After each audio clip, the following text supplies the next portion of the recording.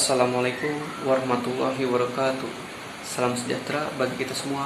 Kami dari kelompok 7 akan mempresentasikan hasil dari kerja kelompok kami, yaitu mengenai tentang pendidikan umum dan liberal untuk memenuhi tugas mata kuliah pengembangan wawasan literasi.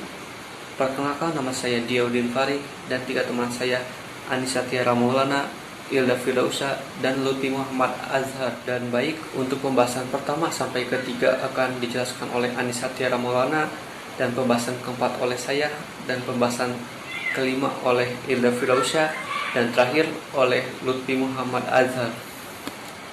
Assalamualaikum warahmatullahi wabarakatuh. Nama saya Anissa Tiara Maulana dengan NIM 205030069. Jadi saya akan menjelaskan materi yang akan dibahas oleh kelompok kami. Yang pertama yaitu pengertian ideologi pendidikan liberal.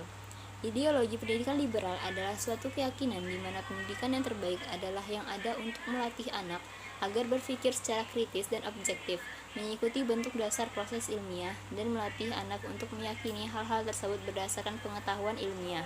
Selanjutnya adalah corak-corak liberalisme pendidikan. Yang pertama yaitu liberalisme metodis. Kaum liberalisme metodis adalah mereka yang mengambil sikap bahwa selagi metode-metode pengajaran harus disesuaikan dengan zaman supaya mencakup dan dengan renungan psikologis baru dalam hakikat belajar oleh manusia. Selanjutnya adalah liberalisme non-direktif.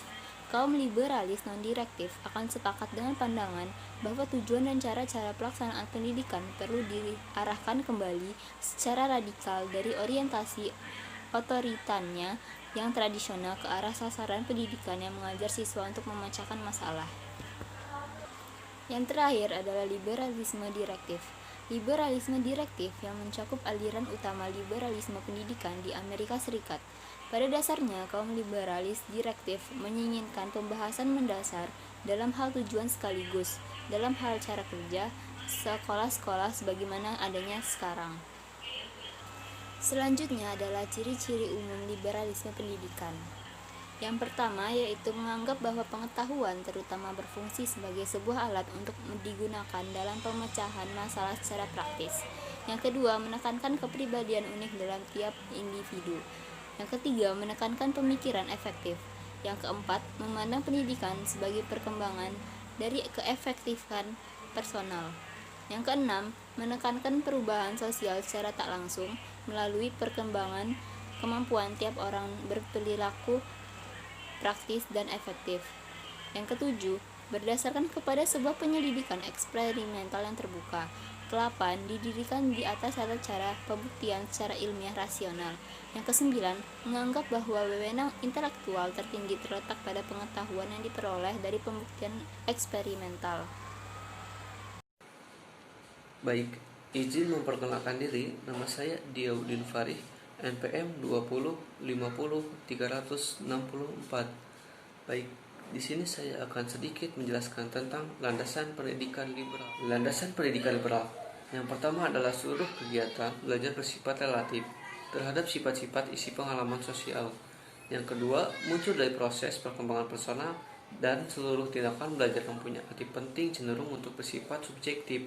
Yang ketiga, seluruh kegiatan belajar pada puncaknya mengakar pada keterlibatan dalam pengertian indrawi yang aktif.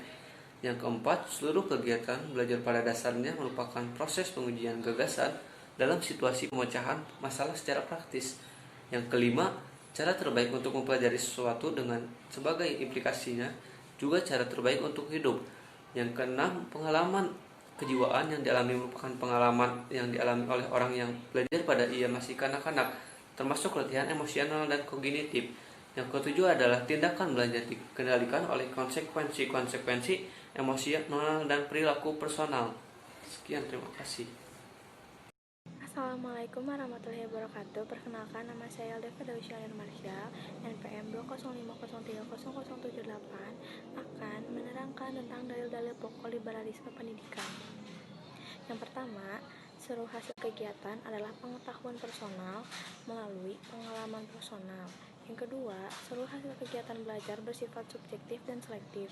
Yang ketiga, seluruh hasil kegiatan belajar berakar pada keterbatasan pengertian indrawi.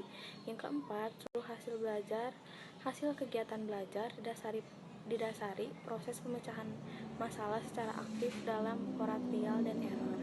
Yang kelima, cara terbaik diatur oleh penyelidikan kritis yang diarahkan oleh perintah-perintah eksperimen yang menjadikan metode ilmiah.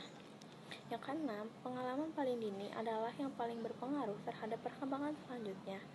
Yang ketujuh, kegiatan belajar diajarkan dan dikendalikan oleh konsekuensi emosional dan perilaku.